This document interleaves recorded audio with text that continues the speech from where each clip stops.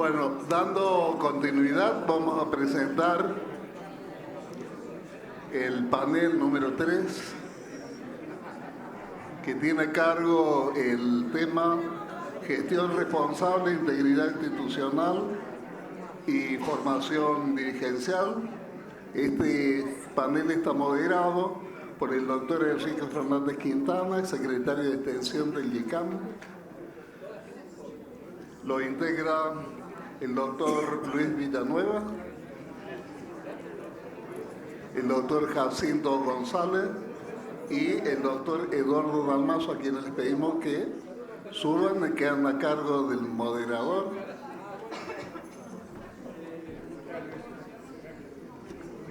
Buenas tardes. Hola. Los que están hablando, hola. Bueno, vamos a comenzar este tercer módulo. Veo muchas caras conocidas que han realizado las capacitaciones que venimos realizando con el IECAM en este plan estratégico que tiene la Confederación Argentina de Mutuales. Así que bienvenidos a todos.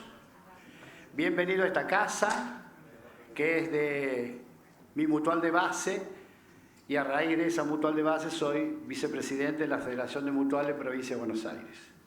Bienvenidos los amigos de FEMBA y a las uniones de mutuales de la Provincia de Buenos Aires, en especial a la Unión de Mutuales de la zona de Junín, que han recorrido mucho para estar acá y han dejado muchas actividades. Gracias Belén, gracias Alfredo, gracias a ustedes por estar. El compromiso es saludarlo, así que está dado. Fue un pedido de Natalia. Este módulo, la verdad que es muy querido por nosotros.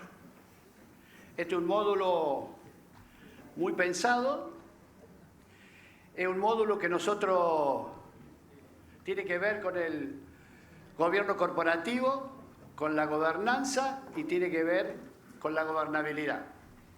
Todas nuestras capacitaciones empezamos por la gobernanza, por el gobierno corporativo, por la gobernabilidad y cómo protegemos a esa estructura corporativa que son las estructuras que tienen nuestras mutuales.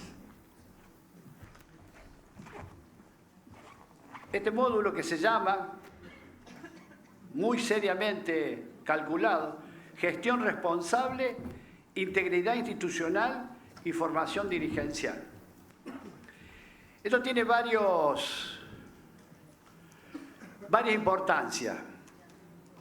Nosotros, cuando decimos y explicamos en nuestras clases que hay una gobernabilidad formal y una gobernabilidad ética, le ponemos especial atención a la gobernabilidad moral y a la gobernabilidad ética, porque son los principios y los valores que guían a nuestra institución. Si me permiten, voy a buscar el material de los docentes.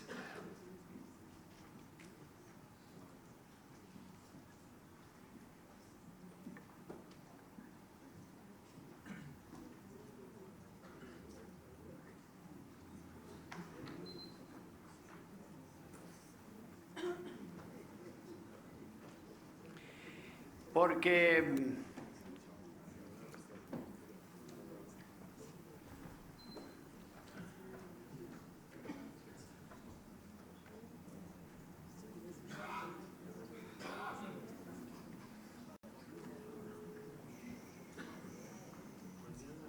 aquí está.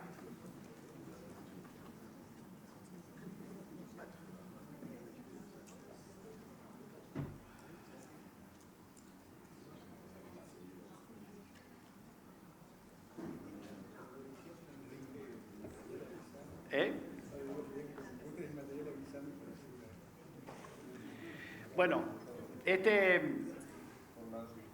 nosotros En general, cuando decimos que queremos proteger a nuestra estructura corporativa, nos asentamos fundamentalmente en un principio que es la ética de nuestras instituciones.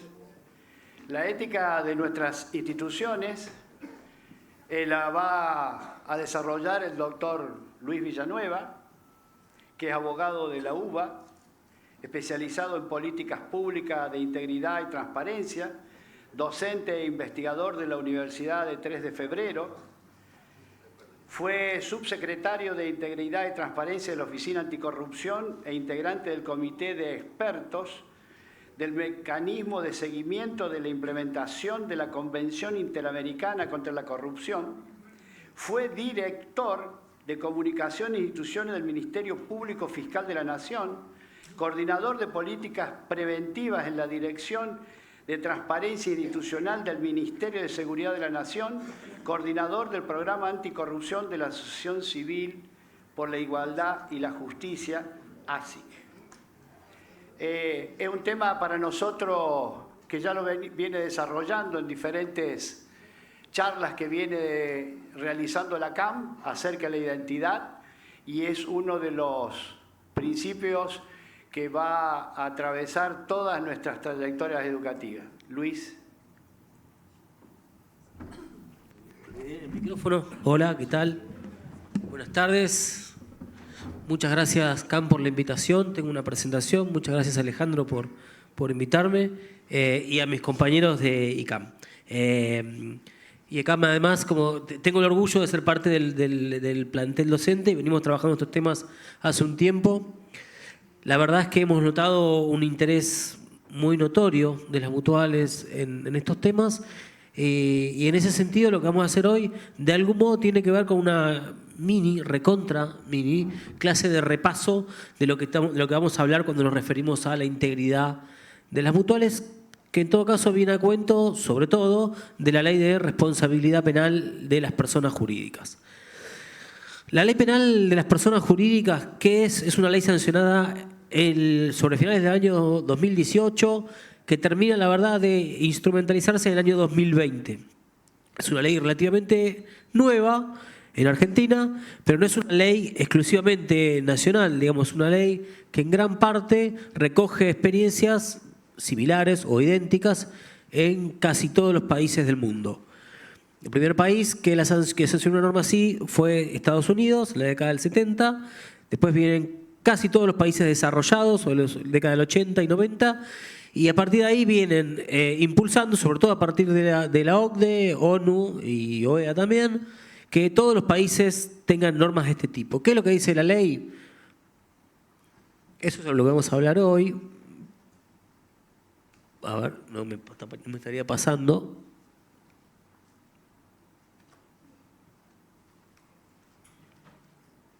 Ahí está.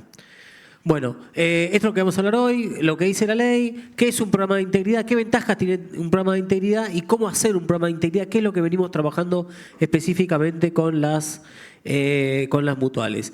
¿Qué es lo que dice la ley? La ley establece la penalidad a las personas jurídicas por los casos de corrupción que pudieran llegar a cometer. No solamente ellas, no solamente sus autoridades, sino que, atención, terceros que hubieran obrado en representación de la sociedad. ¿Por qué de algún modo decimos que la ley o la implementación de la ley, ahora vamos a hablar un poquito sobre la implementación, llega recién ahora, si se quiere, a lo que tiene que ver con mutuales o cooperativas? Porque de algún modo no fue presentada como una ley que alcanzara las mutuales y las cooperativas. Fue presentada como una ley que alcanzaba a las empresas, así en modo más bien genérico. Pero la ley específicamente nombra a las mutuales, a las cooperativas y a las sociedades civiles. Hace un rato hablaba acá una persona que de algún modo representaba un club. Bueno, los clubes son sociedades civiles, los clubes están alcanzados por la Ley de Responsabilidad Penal de las Personas Jurídicas. ¿Cuándo una persona jurídica queda exenta de la pena que establece la ley? Bueno, solo si la persona humana que cometió el delito hubiera actuado en un beneficio exclusivo, ¿sí? Si de algún modo el beneficio del acto de esa persona incluye también la de la sociedad, entonces la empresa también, o la cooperativa o la mutual también es sancionada.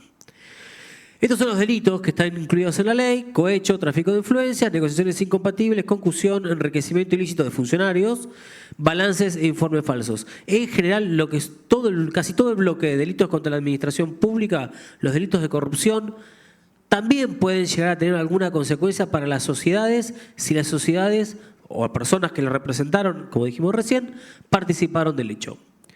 ¿Cuáles son las sanciones que establece la ley? Muchas, algunas no tan graves, una multa, por ejemplo, o eventualmente la imposibilidad de contratar con el Estado, pero tiene como sanción más grave la quita de la personería jurídica.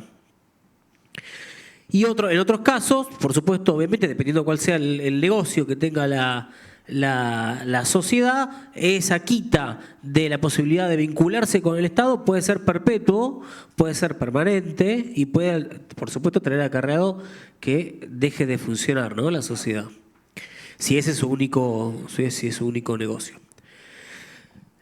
¿Qué pasa? La ley tiene la pena, ¿sí? Pero además además de la ley establecer una pena por los casos que pudiera llegar a cometerse, la ley tiene un aspecto preventivo, ¿no? Y eso es lo que vamos a hablar de acá en más.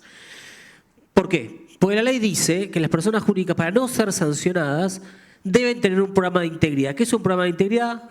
Es un programa de algún modo que da cuenta del interés de la mutual, de la cooperativa, de la sociedad, de que no está de acuerdo con las prácticas corruptas, ¿sí? Que no va a participar de prácticas corruptas. Esa expresión de voluntad no alcanza, dice la ley. El programa de integridad tiene que además establecer una serie de procedimientos, llegado el caso, para que esto no suceda, un caso de corrupción, mecanismos de control interno, etcétera. Pero lo cierto es que ese programa de integridad que establece la ley va a ser la única manera por la cual una persona jurídica no sea sancionado, llegado el caso de que fuera investigado por un juez o un fiscal. Pero además la ley dice que para determinado tipo de vinculaciones con el Estado, ¿sí?, deben tener irremediablemente las empresas o las sociedades que se vinculan con ellos un programa de integridad. Y establece una serie de características que deben tener. Entonces, volviendo atrás, en términos judiciales, si vos tenés un programa de integridad, si la sociedad tiene uno, bueno, en el caso de que hubiera una colaboración con la justicia, devuelve el fruto de la corrupción, puede tener una exención de la pena. Pero además, y acá viene en todo caso lo más interesante para conversar, tiene que ver con otras dos ventajas de los programas de integridad, esbozados en la ley, pero sobre todo dado por las interpretaciones de lo que hace a la responsabilidad penal de las personas jurídicas, no acá, repito, no es un tema, no es un invento argentino, hemos inventado muchas cosas, esto viene a cuento de acuerdos entre países que dicen: vamos a sancionar a las personas jurídicas que participen en actos de corrupción. Por supuesto, debemos sancionar a los funcionarios públicos o a las funcionarias públicas. Pero también son las empresas, las sociedades corresponsables de los hechos de corrupción. Por eso les vamos a pedir que hagan algo para evitar que las personas que la gestionan cometan casos de corrupción. Y ahí viene el punto, precisamente con la gestión. ¿Por qué? Porque un programa de integridad tiene esos dos beneficios, no ligados exclusivamente a que algo malo haya pasado, ¿sí? Tienen que ver, creo que lo dijo Alejandro, también lo dijo Marcelo Colom al principio, en la posibilidad de evitar que las cosas sucedan, por un lado, ¿sí?, demostrar el compromiso, en este caso hablamos de mutuales, de que algo no suceda, ¿sí? Pero además de eso, está en la cuestión reputacional. Si no me equivoco, lo dijo Alejandro, y tiene que ver con la explicitación de la voluntad, en este caso de las mutuales, de generar confianza y diferenciarse de las que hacen las cosas mal, ¿sí? Diferenciar la que hace las cosas bien de la que hace las cosas mal. En gran parte, esa diferenciación se puede plasmar, se puede explayar, se puede dejar asentado, ¿no?, que en el fondo es eso, a partir de un programa de integridad. Entonces, la ley ofrece un camino para dejar demostrado, dejar asentado cuál es nuestro compromiso con la integridad, con la ética, con la manera de gestionar de acuerdo a los principios y valores que nosotros tenemos. Y acá de vuelta vale la pena hacer un paréntesis, Porque está claro que el mutualismo, que el cooperativismo, tienen muy arraigada la cuestión de los principios y los valores, ¿sí? Son constitutivos de la mutual. Tienen mucho que ver con las razones por las cuales algunas personas en algún momento dado acordaron y dijeron, bueno, vamos a hacer esto juntos. Pensaba en eso cuando comentaban el caso de la mutual, que en un pueblo de Santa Fe se pone de acuerdo y dice, bueno, vamos a empezar a trabajar juntos mucho más allá de un club, en extendernos en otros servicios, extendernos sobre todo en el raigambre con el territorio, con el pueblo en el cual uno está asentado. Gran parte de eso tiene que ver con la reputación, ¿sí? Casi nada de todo lo que contaban puede suceder si la mutual tiene mala reputación. O sea, nadie va a depositar su sueldo a un lugar donde sabemos que puede pasar algo malo o que pudiera pasar algo tan malo que le quiten la personalidad jurídica y que yo pierda lo que tengo ahí.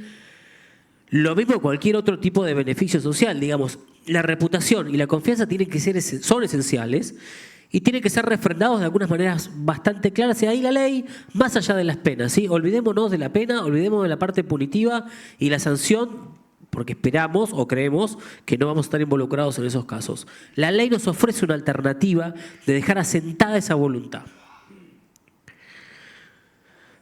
¿Qué es un programa de integridad? Bueno, son eso que hablaba recién, las acciones, los mecanismos, los procedimientos internos, básicamente orientados a prevenir, detectar y corregir irregularidades propios de actos de corrupción, ¿sí? Entonces son esas tres cosas, las acciones, los mecanismos, los procedimientos, pero además es esa expresión de voluntad que va a estar dado, ahora lo vamos a ver, básicamente en un código de ética, un código de conducta. ¿Cómo se hace un programa de integridad? Bueno, básicamente considerando tres cosas: la dimensión de la mutual, la capacidad económica de la mutual y los riesgos. Los riesgos en general están asociados con la vinculación con funcionarios públicos. El mayor riesgo que tiene una mutual, una empresa, viene a cuento de la cantidad de interacción con el Estado que haya o de calidad de la relación con el Estado que haya. Si mi actividad la regula de modo tal que para poder funcionar todos los días me debo someter a controles estatales, por ejemplo, a inspecciones, eventualmente, lo que sea, bueno, entonces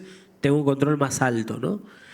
Del Estado, más regulación del Estado, pues bien, entonces hay más riesgos.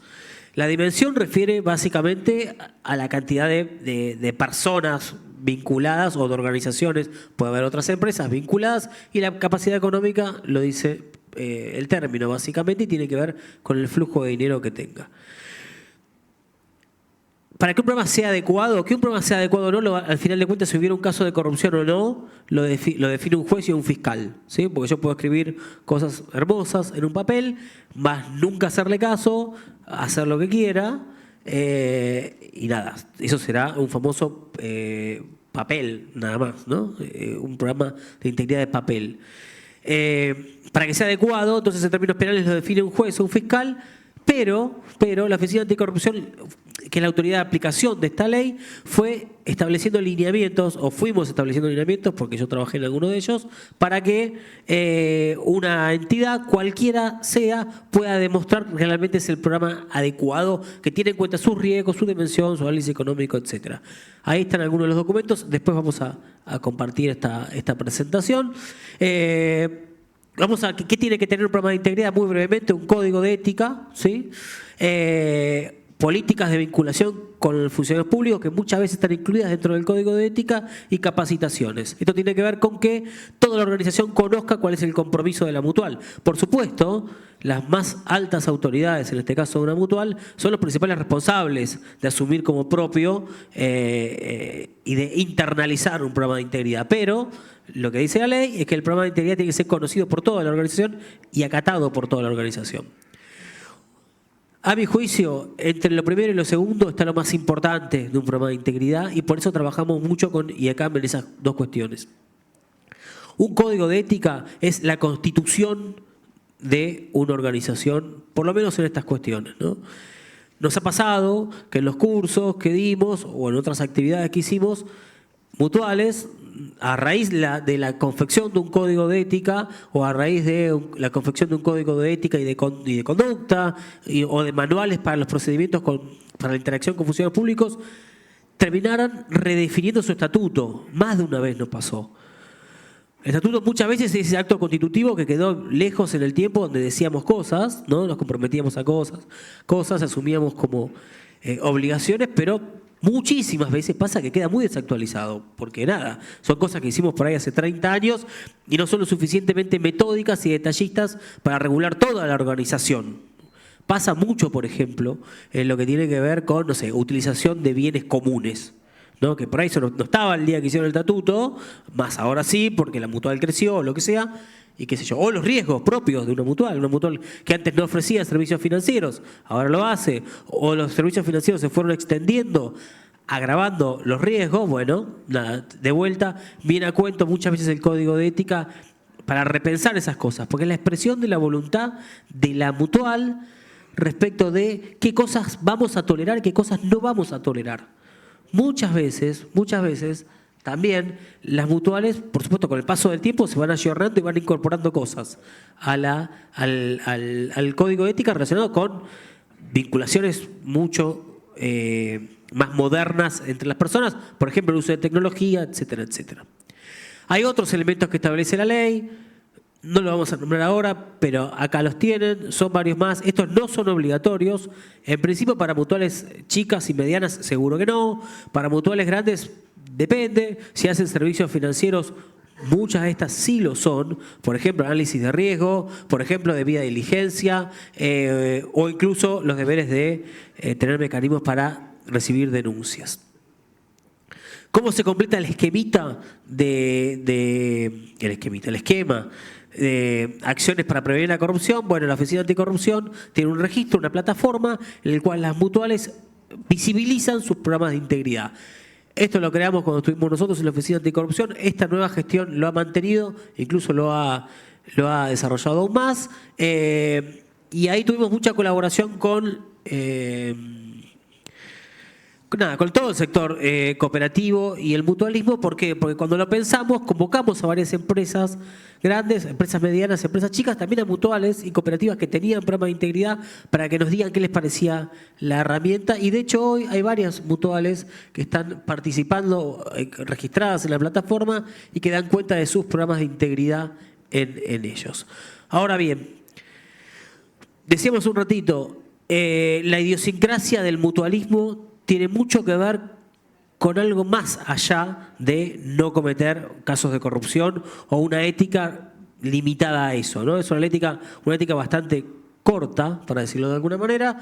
Entender que la integridad de una persona física o jurídica está dada por no cometer casos de corrupción. Supongo yo que esperamos algo más de nosotros o de nosotras. Y en términos de personas jurídicas, ahí aparece, acuñado por las Naciones Unidas, un término que es integridad sostenible, que es las personas jurídicas asumen compromisos más allá de la ética o la no corrupción, que tiene que ver con, estas son las siglas en inglés, ESG, pero tiene que ver con algo que hace un rato conversaban, con gobernanza, ¿sí? Las relaciones hacia adentro en términos de gobierno de una organización y hacia afuera con el Estado. Tiene que ver con medio ambiente y tiene que ver con las cuestiones vinculadas con la sociedad. Una cuestión súper importante, esas dos últimas sobre todo, propias de quien está muy vinculado en el territorio, ¿no? Quien tiene su desarrollo en el territorio, de algún modo, está imbrincado en sus intereses con los de la comunidad. Si a la comunidad le va bien, si la comunidad prospera, se desarrolla, es muy probable, por supuesto, que a la mutual también pueda ir imbrincado en eso. Y acá hay algunas cuestiones muy breves que tienen que ver con esto de integridad sostenible, que de vuelta es una cuestión que viene de Naciones Unidas, pero que ha venido de algún modo acomodándose con el paso de los años en la realidad de cada país, y en distintos lados las empresas grandes, medianas o chicas, también los sectores, otros sectores de la sociedad vinculados con el Estado, y más allá de eso, por supuesto, con las mutuales y las cooperativas, vienen trabajando algunas cuestiones de estas, que tienen que ver con igualdad de género, sostenibilidad ambiental, la protección de los derechos laborales y trabajo decente, no discriminación, seguridad y salud, acceso a la reparación y justicia y privacidad y protección de datos. Todas estas cuestiones son propias de la sostenibilidad, ¿sí? ¿Qué tiene que ver con esto? que venimos conversando antes, bueno, en general lo que terminó pasando en las empresas, y también pasa en las mutuales que trabajan estos temas, es que las personas en la organización que los desarrollan y las políticas que los desarrollan están muy relacionadas. En general son los mismos. Las áreas de compliance en las empresas muchas veces asumen la responsabilidad de las políticas de sostenibilidad o de vinculaciones sociales. Y lo mismo pasa en las mutuales. No es que hay áreas específicas para cada tema, sino que en general son las mismas personas las que trabajan estas cuestiones. Y después tiene mucho que ver con que la vinculación hacia afuera de cualquier persona jurídica está dada por esos tres frentes, de algún modo, que hacen a nuestra vinculación hacia afuera. Ahora bien, ¿qué es lo que viene haciendo el mutualismo con estos temas? Bueno, hemos realizado una cantidad de cursos importantes en estos 2 años, pero además hemos desarrollado un código de ética modelo que lo pueden consultar en la página de CAM. Es una guía, de algún modo, para que las mutuales puedan empezar a hacer este camino. La verdad que lo vienen haciendo, y sobre todo lo vienen haciendo en términos de discusión pública, digamos. Creo que tiene mucho que ver con lo que venimos dando y lo que venimos conversando, que es expresar la voluntad de las mutuales de decir, bueno, yo también me sumo a esto que tiene que ver. Cuando hablaban hace un rato de reseteo, yo pensaba más que reseteo en algunas de estas cuestiones se trata de actualizar la página, ¿no? Bueno, actualizar la página de muchos sectores y actualizar la página especialmente de algunas actividades dentro de muchos sectores implica sumarse a este tipo de iniciativas. Exponer la voluntad de quien no desea ser asimilado a determinado tipo de prácticas. Y ahí el código de ética creo que es una buena guía para empezar ese caminito, que por supuesto no está dado solamente en eso, sino que de vuelta son muy importantes las capacitaciones. El IECAM viene dando distintos tipos de actividades sobre estos temas. Hay 120 directivos y responsables escritos en los cursos, en realidad son quienes han finalizado los cursos. Esta es la 4ª corte que vamos a terminar de estas capacitaciones. Y lo cierto, de vuelta, es que lo que ha quedado claro es el interés de las mutuales. A nosotros nos pasa permanentemente, cuando pasa cada camada, quedamos muy vinculados. Muchas veces pasa de que los contactan simplemente para contarnos, hemos terminado un código de ética, lo pudimos hacer, o terminamos un programa de integridad, o hicimos estas capacitaciones. Nada, de algún modo de lo que se trata es de ver, a nuestro modo de entender las cosas, de que hay una necesidad respecto de trabajar estos temas, hay un interés realmente de trabajar estos temas. Cuando lo empiezan a caminar, cuando empiezan a sumarse, cuando empiezan a capacitarse, uno enseguida se da cuenta de que había algo ahí, de que era una necesidad. Estaba la necesidad en todo caso, además de algún acompañamiento, porque lo que siempre pasa es que estas cuestiones van relegadas. En general, lo principal en todo caso, sea cual sea el tipo de sociedad de la que estemos hablando, es mantener un negocio, ¿no? Eso es, en todo caso, el aspecto principal de la vinculación cotidiana de las personas. Esto es parar la pelota. Esto es decir, bueno, yo quiero ir para acá, quiero sumarme a este tipo de maneras de gestionar una organización. Implica parar la pelota, implica repensarnos, pero creemos que vale la pena por las cuestiones que hace un rato venía conversando y básicamente porque de algún modo lo que se trata es mostrar otra cara. Y mostrar otra cara implica, además, muchas veces la posibilidad también de generar nuevos negocios. Es muy común, no sé si a alguna mutual le ha pasado de las que están acá, pero que en su vinculación con algunas empresas, si la han tenido, medianos o grandes, seguro que las que han interactuado con bancos, seguro les pasó, han firmado un contrato con un banco, muy probablemente les pasó, que les piden tener un programa de integridad. ¿Por qué? Porque ellas la tienen y lo deben cumplir hacia afuera, deben dar cuenta hacia afuera. Muchas veces son capitales extranjeros y tienen casa matriz en las que se lo piden. Bueno, esa vinculación muchas veces termina en que salen corriendo a decir, bueno, che, yo quiero tener un programa de integridad y le piden a alguien que la haga en 2 horas. Bueno, de lo que se trata es de otra cosa. Es dejar desde entrada bien marcado cuál es el compromiso y que en todo caso ese compromiso nos pueda servir para conseguir nuevos negocios, nuevos clientes, nuevas vinculaciones, etcétera, pero a partir de una manera muy clara de expresar cómo queremos vincularnos con la sociedad, cómo queremos hacer un negocio, tenemos una ética, tenemos una concepción de la integridad y por ahí vamos a caminar. Nada, gracias.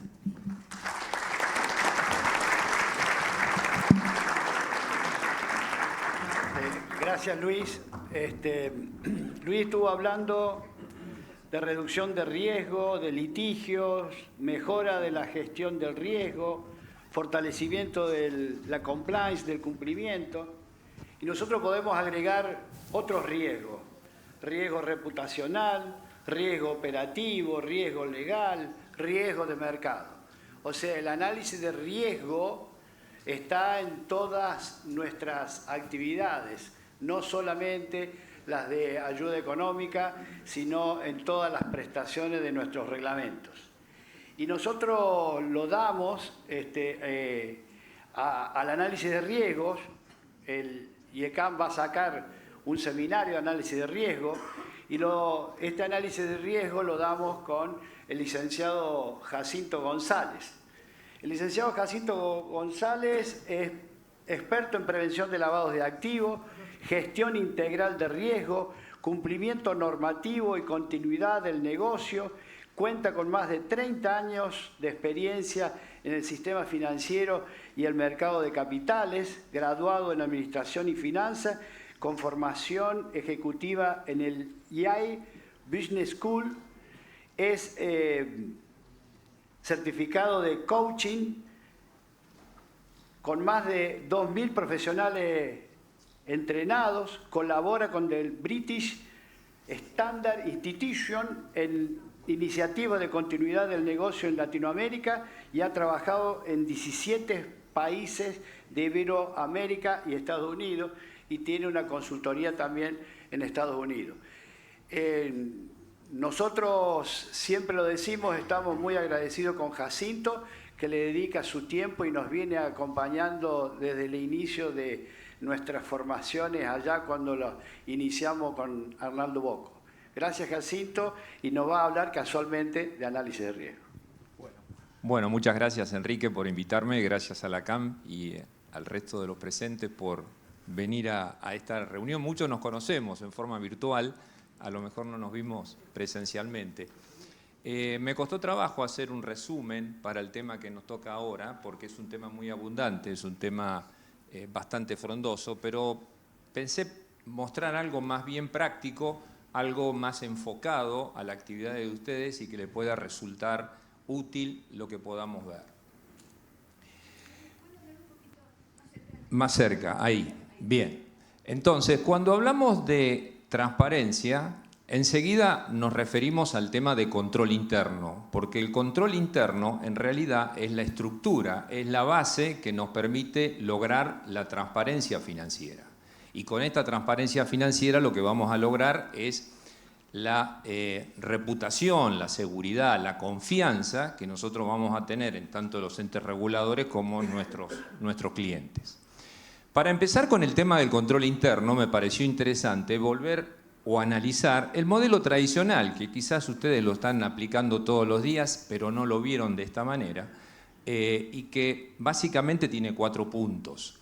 Nosotros fijamos estándares, fijamos políticas, procedimientos, normas, procedimientos, que es el comportamiento de lo que vamos a realmente realizar en la organización, que le vamos a llamar el paso 1. El paso 2, lo que vamos a hacer es analizar y evaluar el comportamiento de todo el personal, de todas las actividades, de lo que está funcionando en la organización, para ver si realmente se está cumpliendo lo que definimos en el paso 1.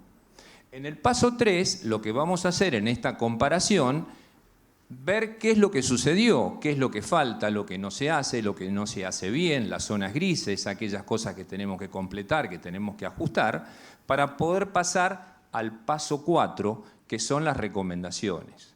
Y básicamente las recomendaciones implica quizás cambiar un proceso, cambiar un control, incorporar un control, efectuar una modificación, cambiar una función. Es decir, qué cosa vimos en base a lo planeado y a lo que realmente se ejecutó. Ahora, este procedimiento en realidad es el proceso de control tradicional. Este proceso de control tradicional ya está superado. Hoy tenemos otro tipo de control. ¿Por qué? Porque este control, básicamente, como es rutinario, como se aplica todos los días, pasa a formar parte de lo que se denomina un control reactivo, un control post-mortem. Es decir, post-mortem vamos a analizar qué es lo que pasó. y vamos a tener el resultado para después cambiar. Entonces el concepto del control moderno, y que como estructura de lo que es la transparencia, tiene que ser un control preventivo, un control detectivo, un control que nos permita estar al tanto de qué es lo que está pasando. Como dijimos que esta estructura de control y transparencia construye una arquitectura de confianza, aquí tienen una cadena. La cadena tiene 3 pasos fundamentales. El primer paso, el control interno. O sea, el control interno bien desarrollado, bien implementado, es una disciplina diaria que tenemos que ejecutar habitualmente, pero tenemos que dejar evidencia. Si no dejamos evidencia de ese control, el control no se realizó. El control no se puede probar, el control no se puede mostrar. Sí, lo controlé. ¿Y cómo lo compruebo? ¿Cómo lo verifico? El segundo paso de esta cadena es la transparencia. La transparencia es igual a un sistema. ¿Por qué? Porque la transparencia no es un informe, no es un PDF, no es un cierre de balance. La transparencia es un sistema por el cual yo puedo mostrar a los socios, al gobierno, al ente regulador, que tengo una serie de elementos que conforman en la organización que me permite decir mi actividad es transparente. Y paso a lo que es el tercer paso de esta cadena, que es la arquitectura de confianza. Con un buen sistema de control, con la aplicación de esta transparencia, tengo una arquitectura de confianza. Entonces, en esta parte práctica que quería mostrarles en el día de hoy, incluyo 10 controles críticos que deberíamos tener y 5 indicadores que deberíamos tener en nuestra organización para facilitar este concepto de la arquitectura de confianza. El control interno moderno, la forma del control interno moderno, tiene 3 objetivos. El objetivo operacional, es decir, hacer las cosas bien, con buenos procesos, con actividades controladas, es el realizar las actividades que tiene la organización y poder ejecutar sus objetivos, lograr sus objetivos. El segundo punto es la información. Es cómo reúno los datos, cómo junto los datos desde el principio hasta el final. Y aquí aparece el concepto de trazabilidad. Es decir, cómo ingresan los datos en la organización, cómo los proceso, cómo los registro y cómo los puedo publicar, teniendo una serie de elementos que me aseguran que la información fue bien recolectada y bien gestionada, bien administrada. El tercer punto tiene que ver con el cumplimiento. Es decir, tengo que cumplir las leyes, las normas, las regulaciones, las políticas internas que tengo en la organización, los procedimientos. Esos serían los 3 puntos o objetivos importantes de un control interno moderno. Y para eso tengo una estructura. Es lo que están viendo a la izquierda, a la derecha. Esa estructura son 3 componentes que hoy están íntimamente entrelazados, como por ejemplo lo que es la metodología COSO o Enterprise Risk Management, donde aquí ata dos conceptos fundamentales, que es el riesgo y el control. Históricamente se pensó que con el control era suficiente. Hoy decimos no. Primero está el riesgo y después viene el control. Es decir, ¿cuál es el riesgo que tengo y qué control tengo que diseñar para ese riesgo?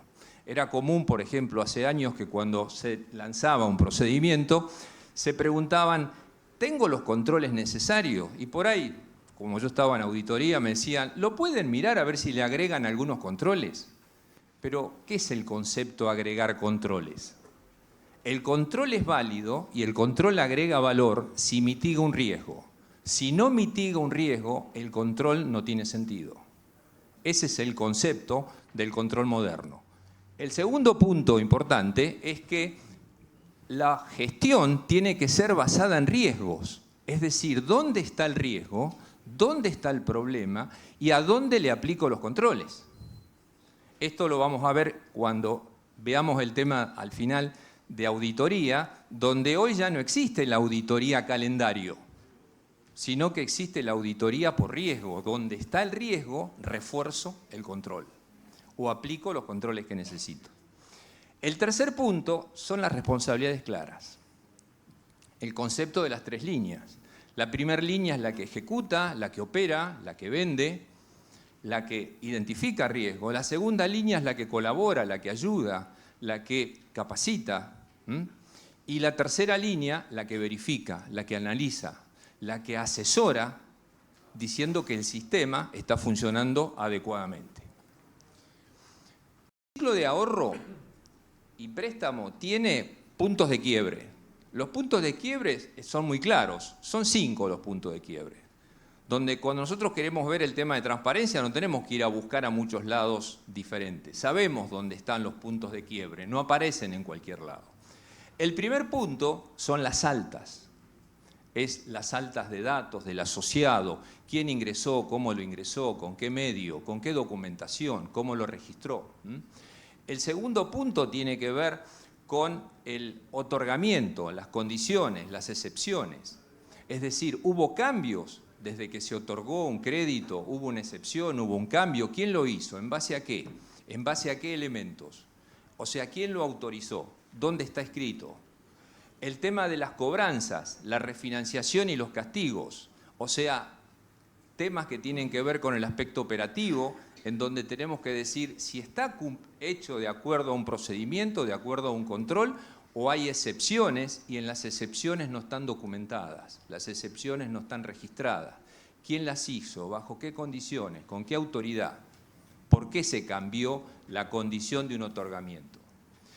El cuarto punto tiene que ver con algo que está asociado al tema del fraude, que es tesorería, pagos y conciliaciones. No es solamente operativo.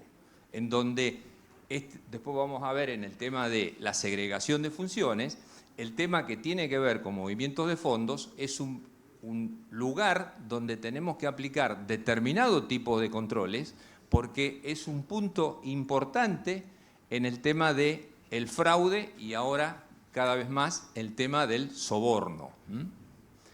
El último punto es un cierre donde yo tengo que cerrar como último filtro qué fue lo que pasó en todo el proceso, cuestión de que en definitiva pueda verificar que no tengo problemas desde el alta del asociado o desde la primera operación, sino que todos los procesos se siguieron en forma razonable y adecuada. Decía que quería dejarle un mínimo de 10 controles. 10 controles que los voy a clasificar en 3 segmentos.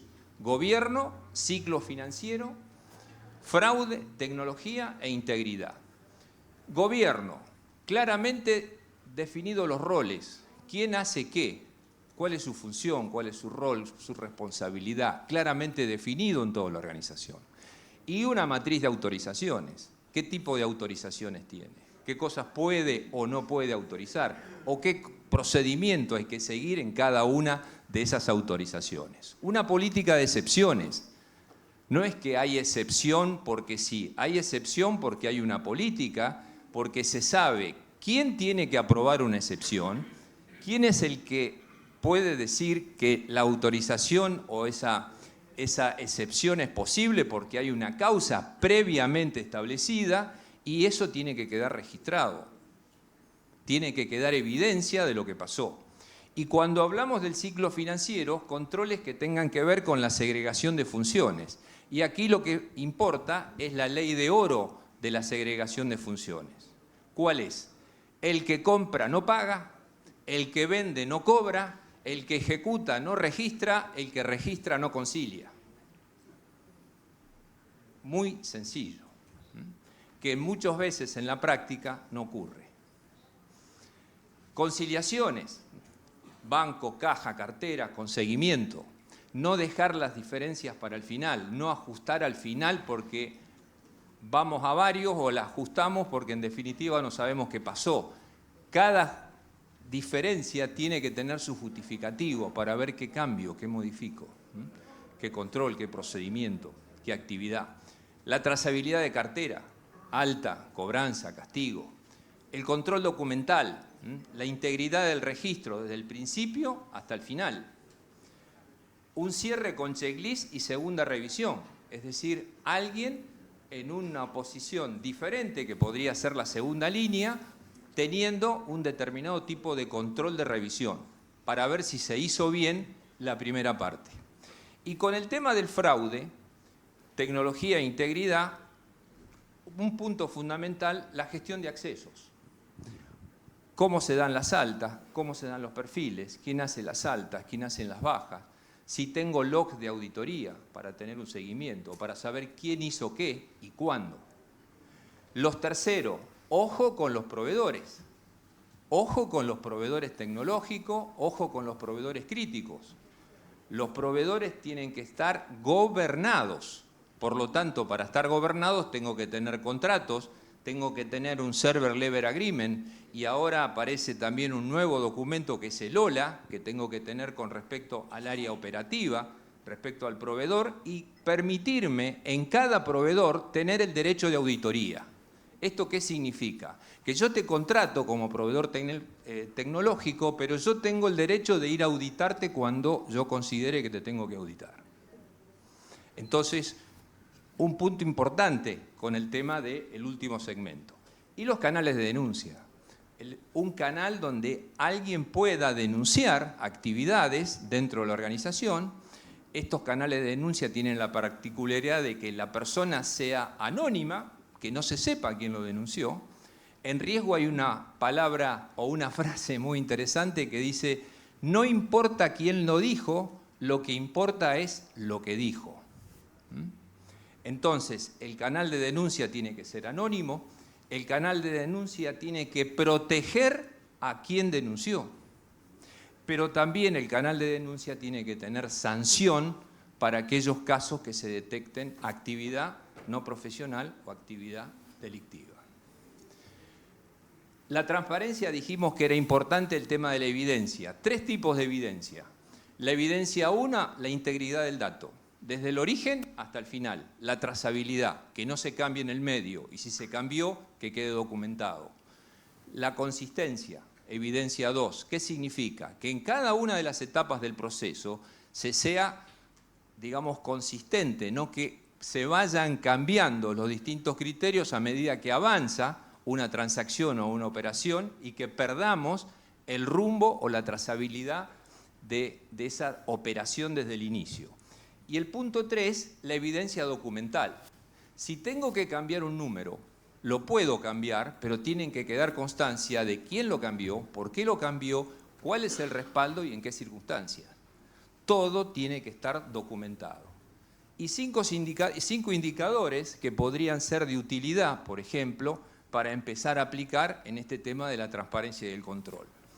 Las conciliaciones en fecha, porcentaje de conciliaciones en fecha, las excepciones documentadas, los días de cierre más los retrabajos o tiempo que se aplican para cerrar a fin de mes, los hallazgos recurrentes. Si hay hallazgos recurrentes, porque no se aprendió, porque falta hacer algo, porque algo hay que cambiar. Incidentes de accesos, cambios no autorizados. Indicadores simples. Y para terminar, les dejo una tarea que serían 30 días para fortalecer la confianza de mi organización. ¿Cómo? Implementar un mínimo viable de 10 controles, los que vimos recién. ¿Quién es el dueño del control? ¿Por qué lo tiene que hacer? ¿Y cuáles son las respuestas que esperamos del dueño del control?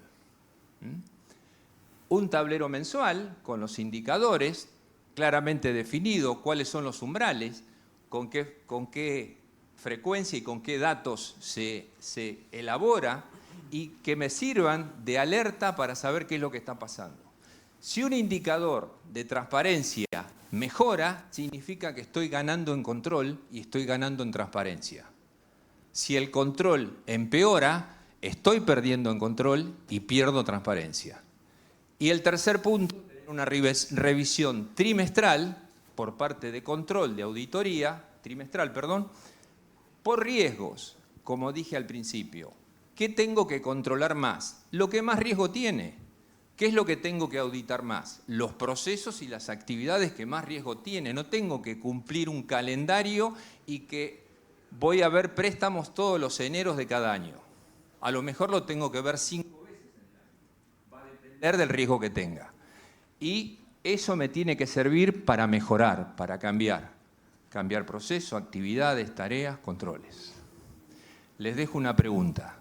Ante una inspección, ¿qué parte de esto ustedes se sienten menos inseguros? ¿El sistema que hoy tienen aguanta esto? Gracias.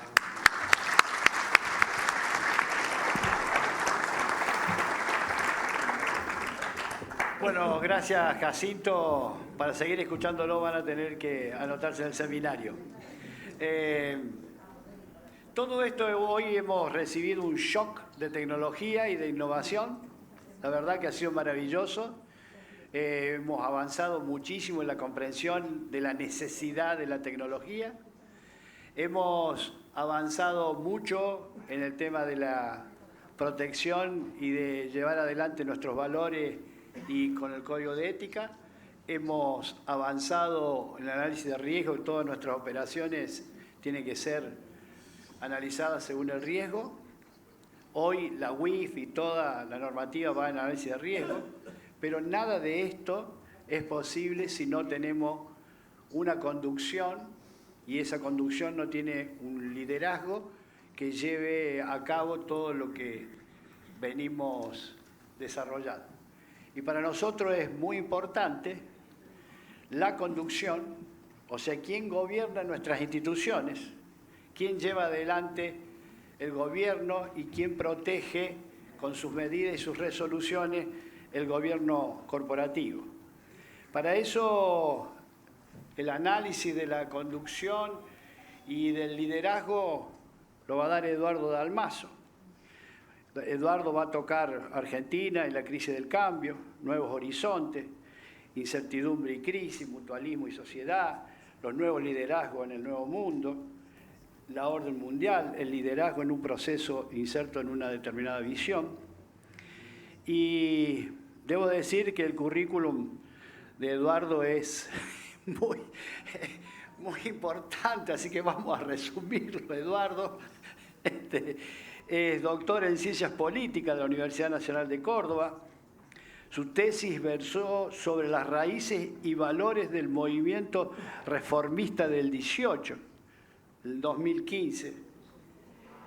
Realizó estudios de posgrado en Ciencias Administrativas, magíster en Ciencias de la Administración. Tiene tópico de Economía sobre Desarrollo Económico y Teoría Monetaria en la Universidad de Chile. Tiene 10 libros publicados, por lo menos.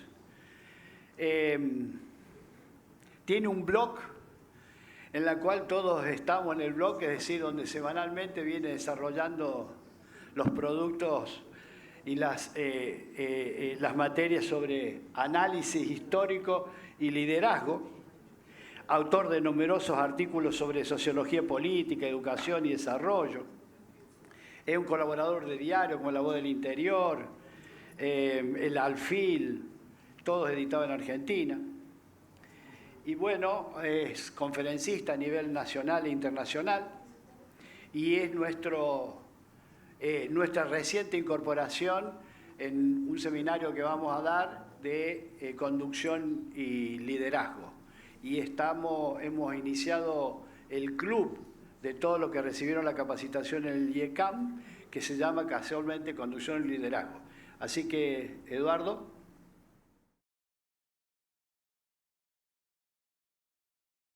Bueno, antes de siempre me pasa lo mismo. Ayer di una conferencia en Córdoba y llevé cuatro blogs chiquitos con las referencias, no los vi nunca.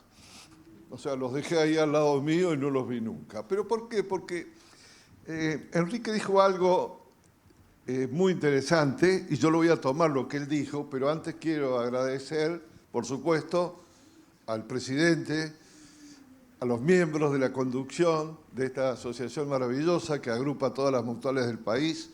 Estoy muy contento de estar acá presente, así que muchas gracias, ¿no?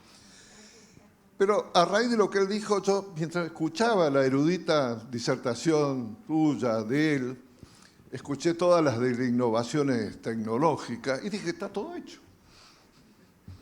¿Qué necesitamos? No necesitamos nada. Compramos la innovación tecnológica. Necesitamos conducción.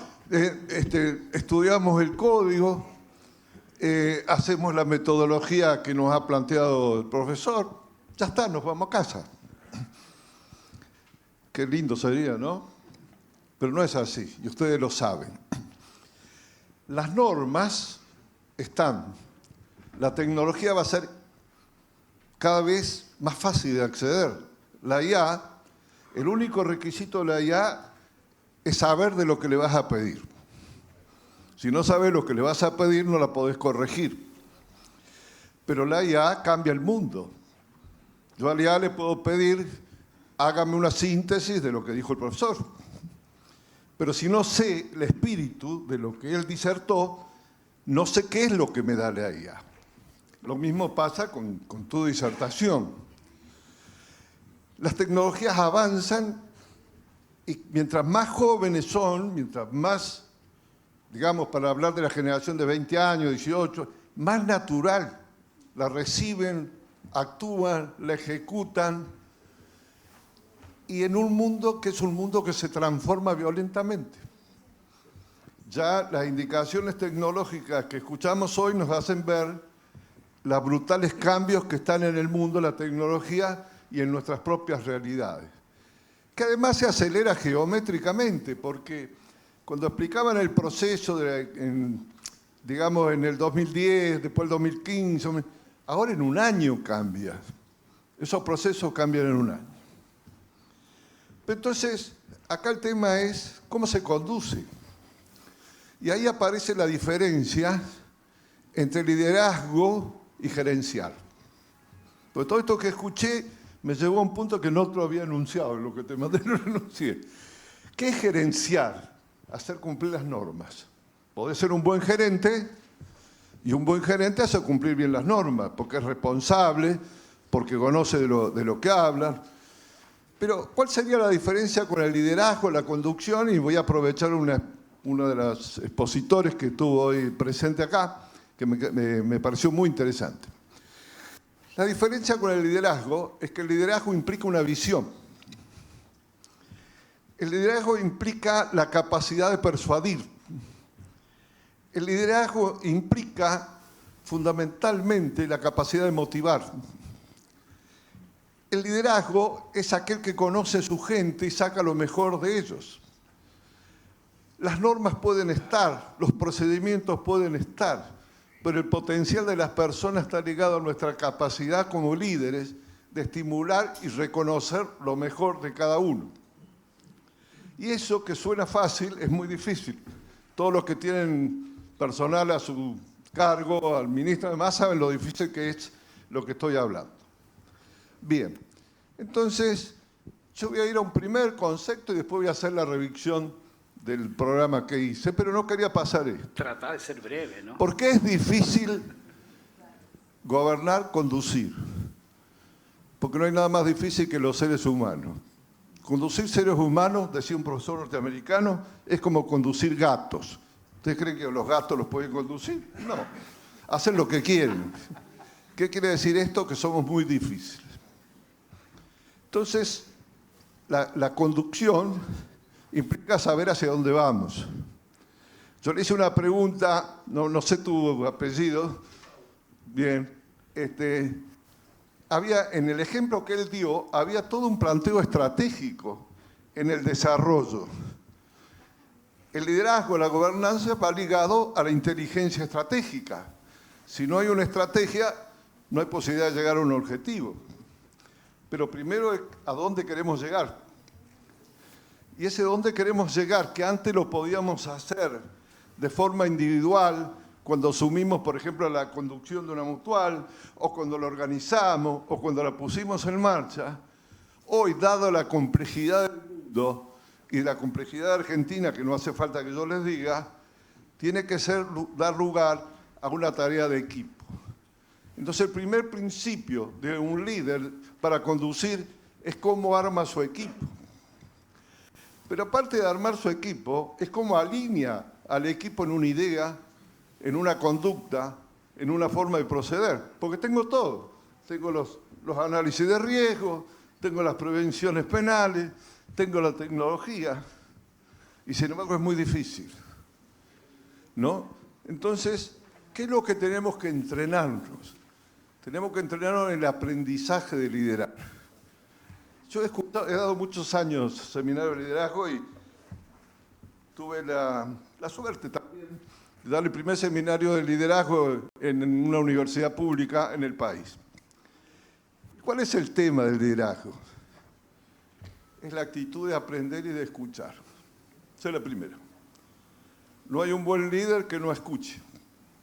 Yo en mi experiencia profesional, como en el mundo de las empresas, siempre me di cuenta que los mejores eran los que escuchaban.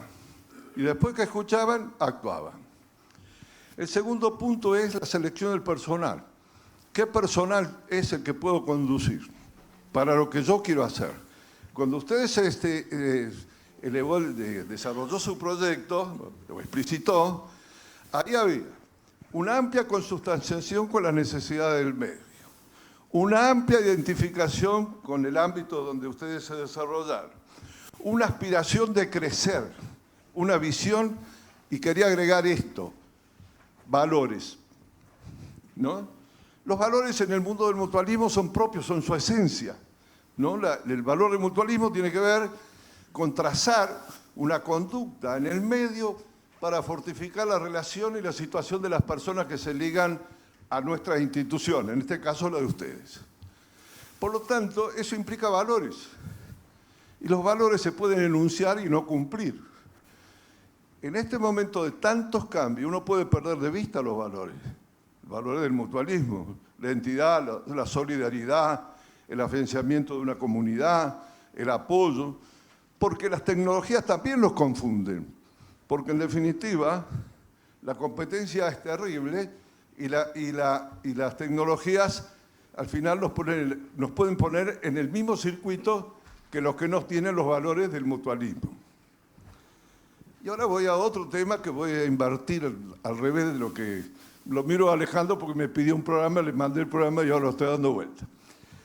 No, el mutualismo es un brazo muy importante en este país. ¿Por qué es un brazo muy importante? Porque uno de los problemas más serios es la fragilidad de los valores. Los valores de nuestra sociedad son frágiles. Cuando digo frágiles, quiere decir que no son sólidos, no están consolidados, y muchos de nosotros, nuestra comunidad argentina, no sabemos con cuál identificarnos.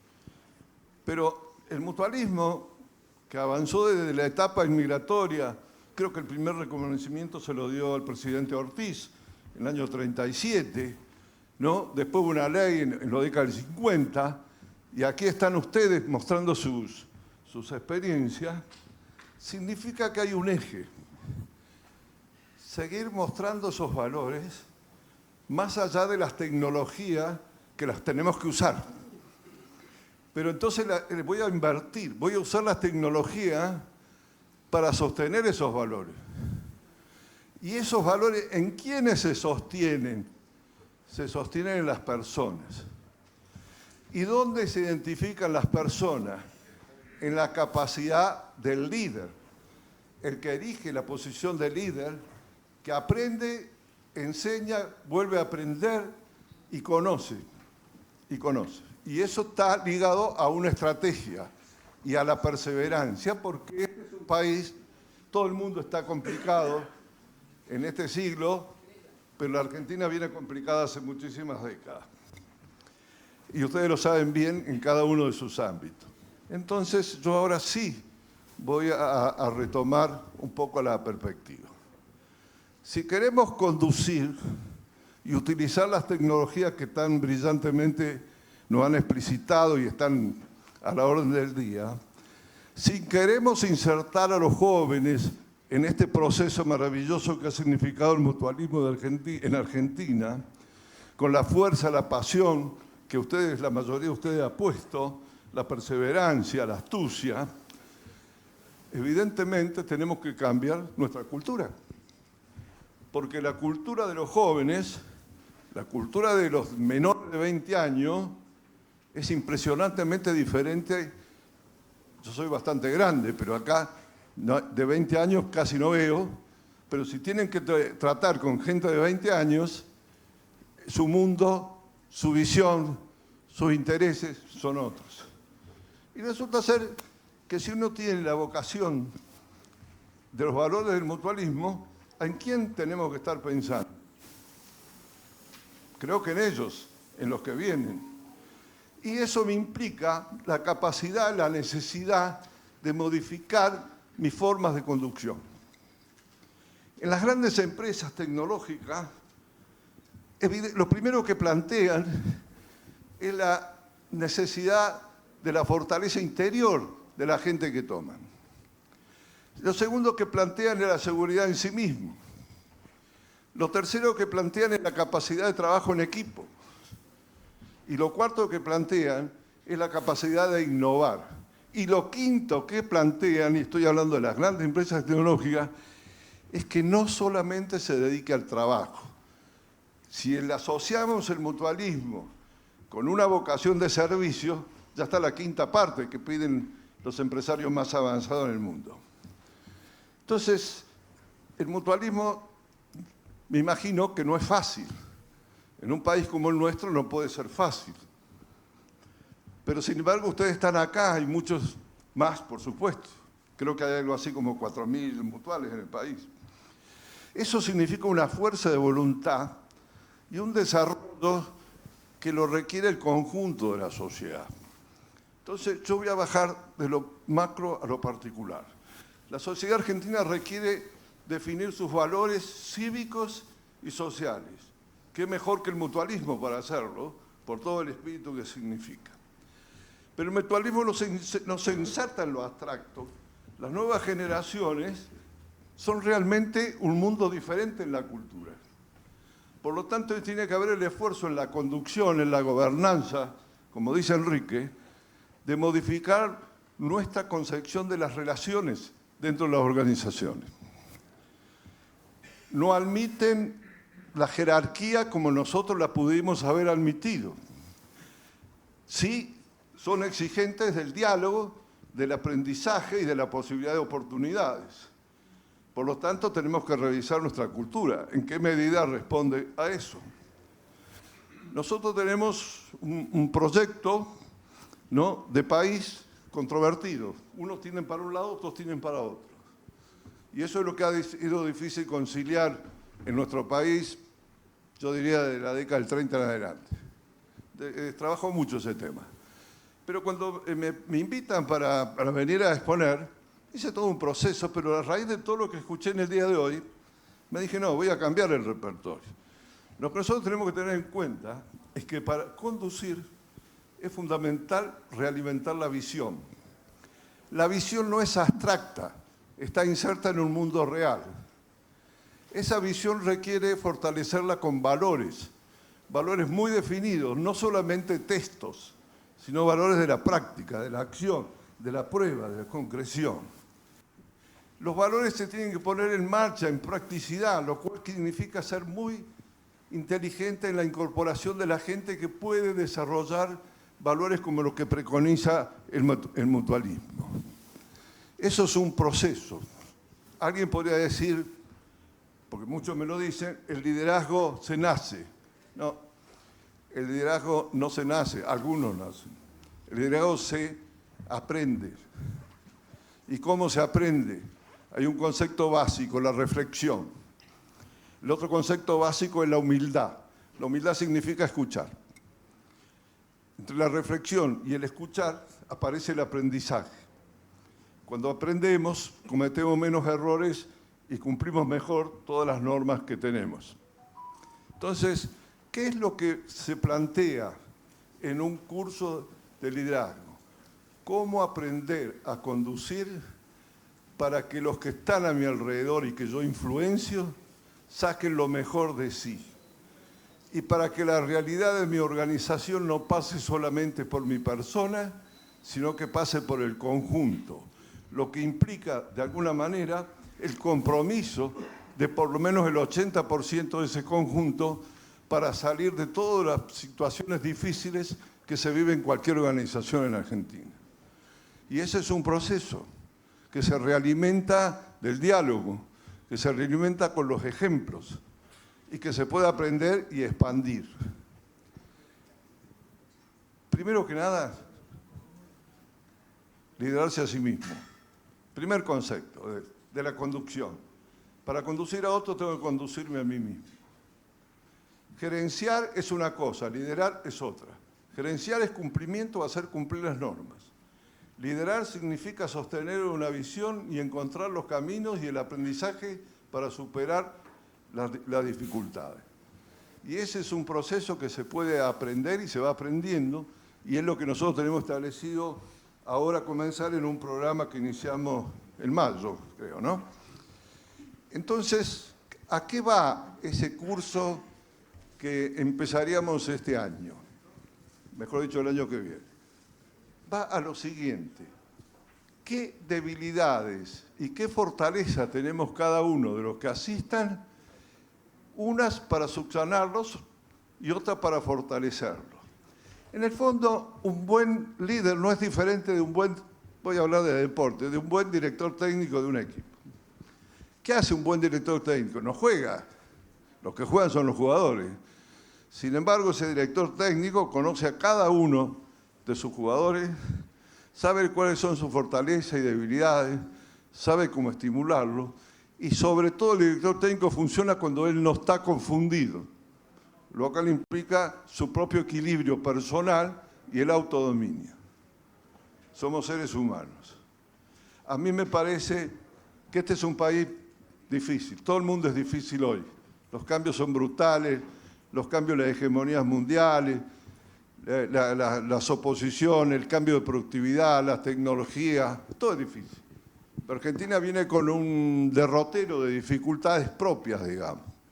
Pero a mí me pareció cuando recibí esta invitación que el mutualismo es realmente, da la posibilidad de un bastión para ejercer una práctica, desarrollarla, y los líderes del mutualismo tienen mucho que decir, mucho que enunciar, y en algunos ejemplos que hoy he escuchado, sin duda lo hace. Quería transmitirle eso nada más. Muchas gracias.